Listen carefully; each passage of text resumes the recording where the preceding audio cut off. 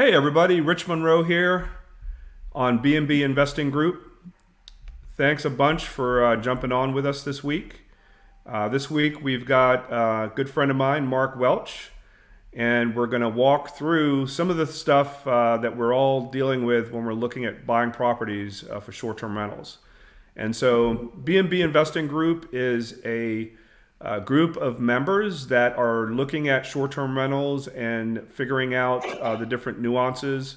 There's three different ways we can make money with short-term rentals. We can either lease properties and do short-term rentals with it. We can buy them through acquisitions, or we can manage other people's properties. And so obviously we're going to focus a little bit more on the acquisitions piece for this week. And I know historically we've been having a lot of my other friends on here that are short-term rental operators. And so Mark has the pleasure of being our first lender. I'm going to have a couple different lenders that we'll invite, and just to get a couple of different perspectives and see what the financing options are out there. And so if you're just jumping on, if you wouldn't mind, if you could just throw a yes in the comments section to confirm that you're able to hear me, we will go ahead and get started. And Mark, thanks a lot, buddy, for jumping on. I know you're having an issue with your camera there, so I'll let you do your brief introduction, and we'll definitely get started. And again, those of you joining, feel free to put any questions in the comments as well as we walk through this with Mark. Hey, thanks, man. Happy Thursday, everyone. I am Mark Welch with Kram Capital Group. We are a nationwide commercial brokerage, but we also specialize in short-term rentals that are known to a lot of people as Airbnb or vacation rentals. So we arrange financing from Alaska to Hawaii. So we pretty much cover most states except for Nevada and a few other states that we don't cover, but Nevada for short, North and South Dakota.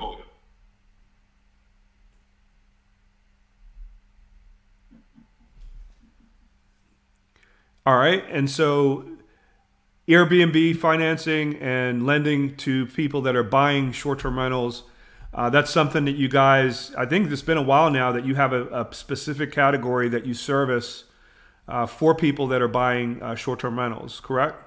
Yes, we began this journey in 2018 focusing on the short-term rental Airbnb vacation rental space.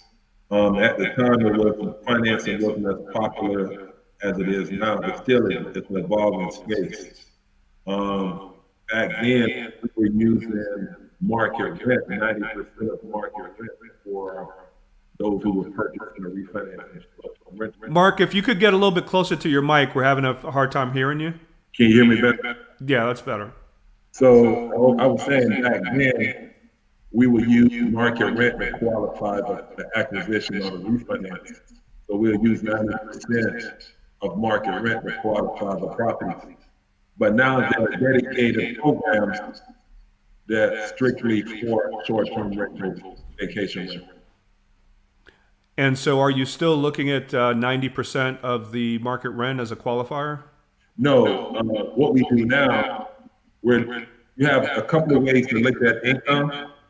Number one, if the property is currently used as a short-term rental, and we can use, when we order the appraiser, we'll order a 1007 report. And basically what a 1007 report is, that's an income report that the appraiser will look at similar short-term rentals based on size, accommodation, number of bedrooms, and see what their nightly rates are, and then they'll come up with a monthly market rent or market income for subject property. Or we can go to AirDNA, which is a third-party source, data source, that would give you an idea what are their nightly rates, the occupancy percentage for that property as pertains to the similar properties in the market. Or if the property is active and it's a refinance, we can use 6 or more months of income. So whenever your property is on the platform, whether it be Airbnb, VRBO, bookings, they give you your monthly ledger based on the number of guests that you have and your income and expenses. So we'll use that data as well to calculate the debt service. And the fourth option would be just to use market rent. So if a market rent is strong enough, when I say market rent, I'm referring to if you have a lease agreement in place. So there's a contract in place with someone for 6 to 12 months. So we can use those numbers if it's strong enough to meet the 1% or 100 on the debt service. So it makes it much easier. So if you wouldn't mind, if you could scroll a little bit down on your website to where it talks about qualifying for short-term rental financing. I think it's a little bit further down from the shot that you're showing now. Let me bring it up there.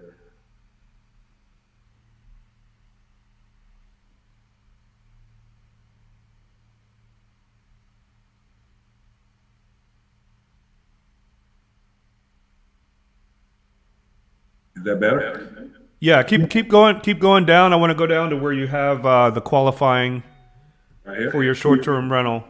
Here? There you go. Perfect. Okay. So go ahead. You can walk us through this. So if you want to get 75% or above on a purchase transaction, between 680 and 700 and 720, we're at 75% LTV. 720 and above, we can do 80% on the purchase. That's on single family, townhomes, condos, duplex or 2-unit, 3-unit, 4-unit properties. But if you're doing a condo, a non-workable condo, there's a reduction in LTV for that. So typically at 680, you'll be somewhere between around 70% LTV on a non-workable condo. And there's also a reduction for condo sales as well. All right, we're still having a hard time hearing you, Mark. I'm not sure if you just need to move closer to the mic or not. How about now? That's a little bit better. So let me ask you a couple questions. So, I'm an investor. I already have a mortgage on my primary residence, and I'm about to buy my first property to do short-term rentals. And I can come to you, and the qualification is, the FICO score is going to drive how much money I need to put down. And you have to be at a minimum of 680. The higher the FICO score, the less money you have to put down. Is that correct? Well, yes. So the best case scenario, put down 20%. 20%, you said? Yes. Best case scenario. Okay, so you can't get it any better than having to required to put down at least 20%. At least 20%. Okay. All right. And then as far as the income qualifications, you're able to use the revenue generated from that property as income to qualify you for the loan, correct? Yes. So I can cover two of those for you right now. We use investors' credit to qualify for the loan, but those loans are not reported to your credit bureau. These loans are considered business purpose. And so when it's reported to your personal credit, they consider it consumer debt, and on these transactions, it's a business purpose loan. So you don't have to worry about the trade line impacting your debt service. As the first income, we use the actual income or the projected income of the property to qualify. And then obviously the more income, the higher purchase amount, as long as I'm able to keep up with the 20% down payment requirement. And debt service, that's important.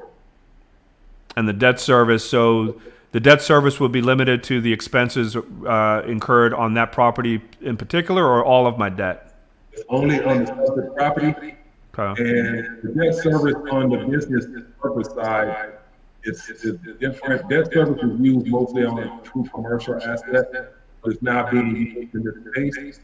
And it's the watered down version or the Cliff Note version of it. So all we do, we take the annual PITI or PITIA. The A is if the property has an association fee. And then we divide that into the net annual income of the property. Okay. And that needs to be 1.0 or greater. So walk us through an example with numbers so we can just clearly understand that. And we're still having a hard time hearing you too. I'm not sure if it's your mic or I don't know if you have the ability to change your mic. I'm speaking directly. If you go to your the settings again. Can you hear me better? Yeah, but we hear you better for that second, and then it goes back to being kind of muddled. I don't know why. How about now? That's a little bit better. Okay. That's much better, actually. I will give you an example. Okay. So say your annual income on the property is $1,100. So the annual net operating income is $1,100, and your debt on the property is $1,000. So you divide the 1,000 into the 1,100, and that goes 1.1 times. So if you convert it over to the actual number, you only need to be at 1.0 to qualify.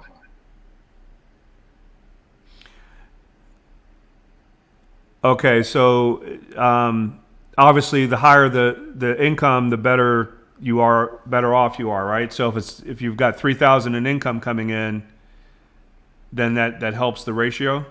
Yeah. So for instance, what the debt service tells you is this. So if you're at 1.0, it's telling you you're breaking even. So the money that you have coming in, plus what you're paying in PIA, you're bringing enough income to meet your debt service and nothing above. But if you're at 1.2, after you meet debt service, you still have a 25% left over. If you're at 1.5, after you meet your debt service, you have a 0.5% of the income left over, 50% of it left over. Okay. And then does that the barometer of that going up and down, does that help me at all on the interest rate or any other terms of the loan? I know it doesn't help on the interest rate to go up, but say if your debt service is less than 1%, we can typically go down to 0.75, but then you'll take a bump to the rate. There'll be a rate increase for that going with the lower debt service.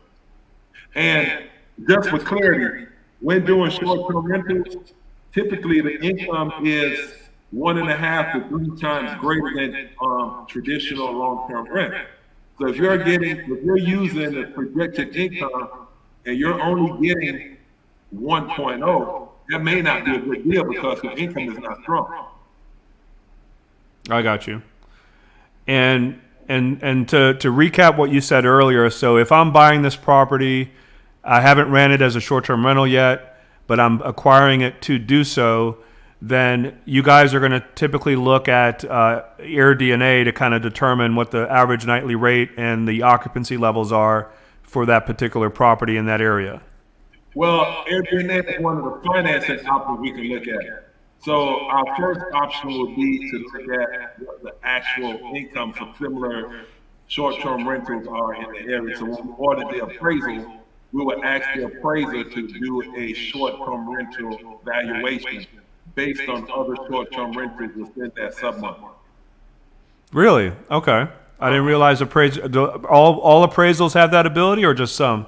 Not all of them, because it just depends on the location. Like areas like Kissimmee, Florida, and other high-density areas for short-term rentals, you have more appraisers who are accustomed to doing those types of evaluations, but it's becoming a common practice, but it's still a slow transition. And what do you know? What kind of platforms or tools the appraisers are using to determine the historical revenue on short-term rental? You know, I don't know what they're using. They may be reaching out to property management companies, such as Vipasa or Evolve or other local property management like you guys. Okay. All right. And so you do that. What if I already have like history and a track record in that same area that for that property that I'm buying? Are you able to use that historical data on my other properties? On a purchase transaction, I can use it on a case by case basis. Um, if it's a refinance, I can definitely use it. And one of the concerns with on a purchase transaction is that in this space, operators, how you operate your property is very unique from your marketing and your management style and your customer service. So, the selling party may have been really great at marketing and maintaining the property, but the person coming in may be new to the market and may not have the same understanding.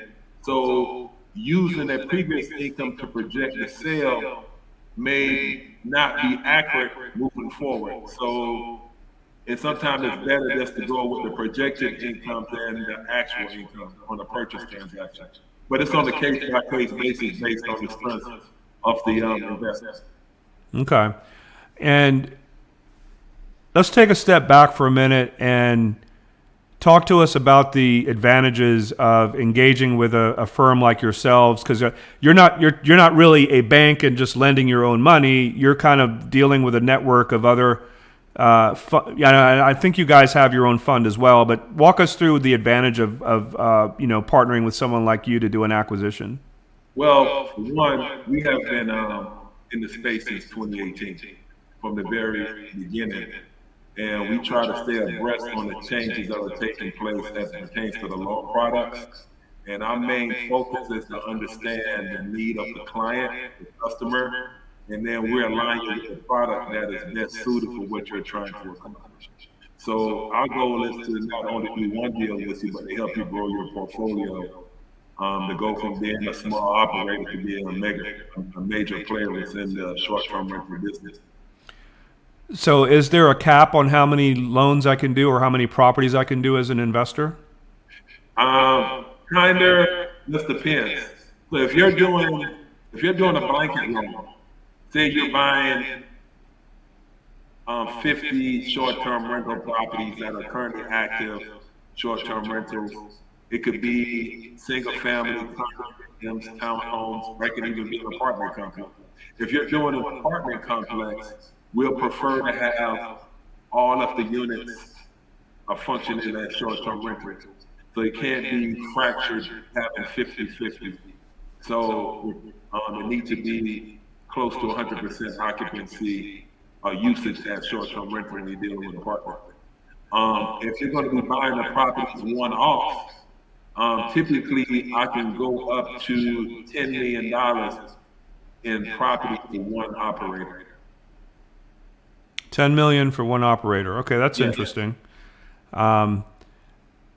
So back up a second on the multifamily comment. So if I've got a 50-unit building that I'm either refinancing or acquiring, your preference is that that all of those units are being done as short-term rentals? Yes. So if they're all if the primary usage of the complex short-term rental, then we can underwrite that with 1 year of proven income. What if the regulatory environment, for example, we're working right now with the city of Atlanta on rewriting the ordinance, and one of the things that's being tossed around is a cap on how many short-term rentals you can do in a multifamily building of like 33%. You can't exceed 33%. What if there's a regulatory requirement that limits you to the number that you can do? Well, we won't be able to do it because if it's only 33%, the guidelines right now request that we have at least 100% usage. I would not be able to do it as a short-term rental. All right, so that begs the next question, just so that we have clarity around this. Looking at this through the lens of financing for an Airbnb or short-term rental, what's the advantage of going this route versus just doing it as a long-term traditional rental as far as the income goes? Is there a huge upside for us to finance it as an Airbnb specifically? Well, it just depends on your strategy. So if you're doing it as a business and you want to have your entity be the owner on title, then doing it as a business purpose loan and not having it on your personal credit and having it as a debt, those are the two advantages. So, but if you're a person, this is your first acquisition, and you're buying a two-unit property, and you're going to occupy one side, what they call it now, house hacking. Yeah. And if you're going to house hack, then going traditional may be the best option coming out the gate because you get a higher leverage on financing, and now you can kill two birds with one stone. And so now when you go to your third acquisition, then you can come and do it from the business purpose side instead of going back traditional. Because when you're doing it traditional, I think you have to show reserve for all the units that you have ownership of. And then traditional, you're obviously getting a better interest rate and potentially less down payment requirement as well. Yeah, but now interest rates are pretty much similar across the board. The prime lending rate now is 8%. And I'm underwriting loans at low sevens, mid sevens on up. So we're pretty much in the same ballpark. Yeah, and that's for a 30-year term? That's a 30-year fixed, 30-year AM with a 5-year prepayment penalty. Okay. What is your from what you're seeing in the lending world, what are you seeing with the interest rates? Are we still kind of going to be at this level for some time, or are you seeing any, what are your thoughts about that? Well, I've always had an opinion when dealing with investors. Don't focus on rate, focus on your return on investment. So if your cost of money is 8%, and you're getting a 30% return, gross return on your money, by the time you back out your operating expense, you may be at 15, 16% return. That makes sense all day twice on Sundays. Yeah. So if you're buying a property to live in where you're not going to make a profit on it, then your cost of money should be a huge concern. So look at what you're trying to accomplish. For example, if you're doing a refund, say you have a property and you have debt of $250, but that property is now worth $1 million, and you're generating say $6,000 a month on that property, and you want to pull out $500,000 to acquire a $2 million multifamily that's going to give you $400,000 a year. Paying 8% for that money makes sense based on the increased return that you're getting. They're all relative to your strategies. Got it. That makes sense. Now, is there like a general average return that you guys look for when you're evaluating a short-term rental opportunity, or are you leaving that up to the investor to decide? That's on the investors. The only thing we look for is make sure you meet the minimum debt service coverage for that particular product. That's it. And usually that's going to be 1. Got it. Okay. So if we wanted to apply for this loan and, we're in the market and looking for opportunities, are you guys doing anything with folks that are doing rehabs as well, or are you specifically looking at, kind of retail purchases? Good question. So the rehab program would be if you're rehabbing a property to sell it, or in this case, I'm just going to assume they're rehabbing a property to convert it after renovation into a short-term rental. So more like a BRRRR method: buy, renovate, rent, refinance, repeat. So in that, you can take out one of the R's, because in order for us to refinance it, the property doesn't have to be occupied, or it doesn't have to be on a short-term rental platform. We can still refinance it being vacant, but it will be 2 separate loans. We have a renovation loan, and then you have to refinance into a long-term loan. Got it.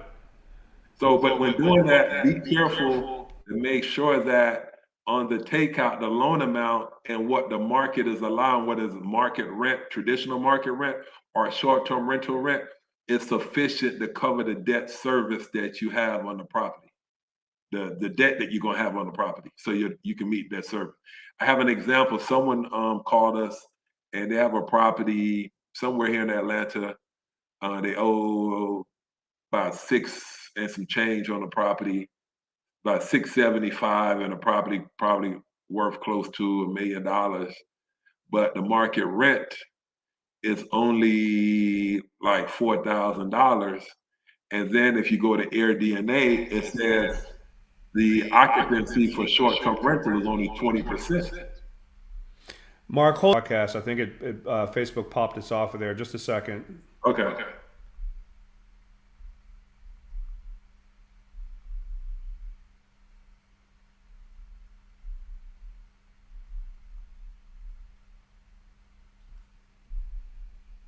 All right. Let me see. I might have to. Yeah, it's giving me an error message on this side. Let me see.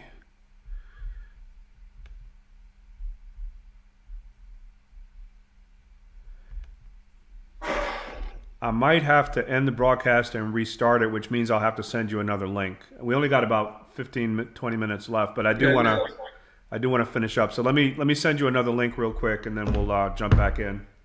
Okay. All right. Thanks, Mark.